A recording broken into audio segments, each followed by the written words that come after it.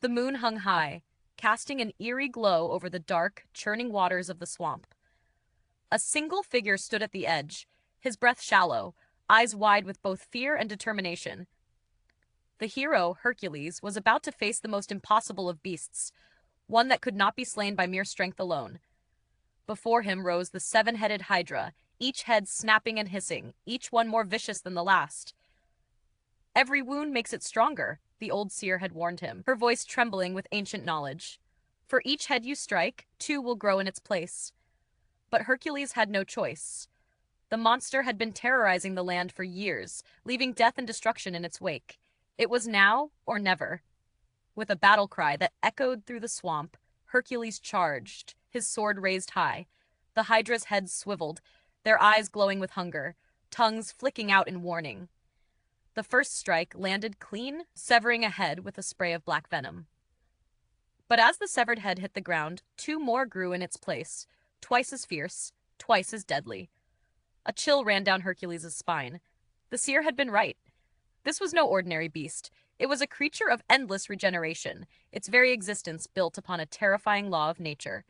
He had to find another way. His sword could not win this battle alone.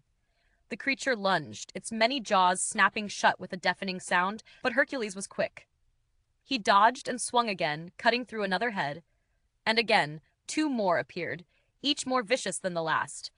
Sweat dripped down his brow, the weight of the fight sinking into his bones. Each swing felt heavier than the last. He was tiring. The Hydra wasn't. But then, as the beast grew bolder, one of its heads came too close.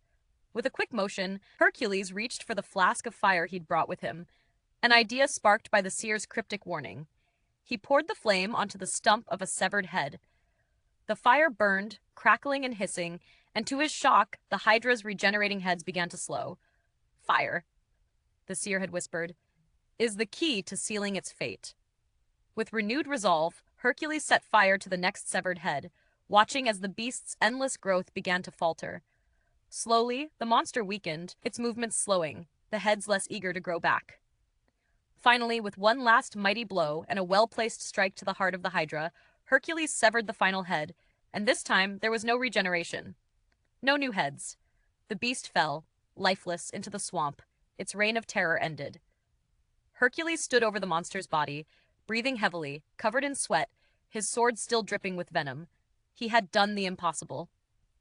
But it wasn't strength alone that had won this battle. It had been wit and courage.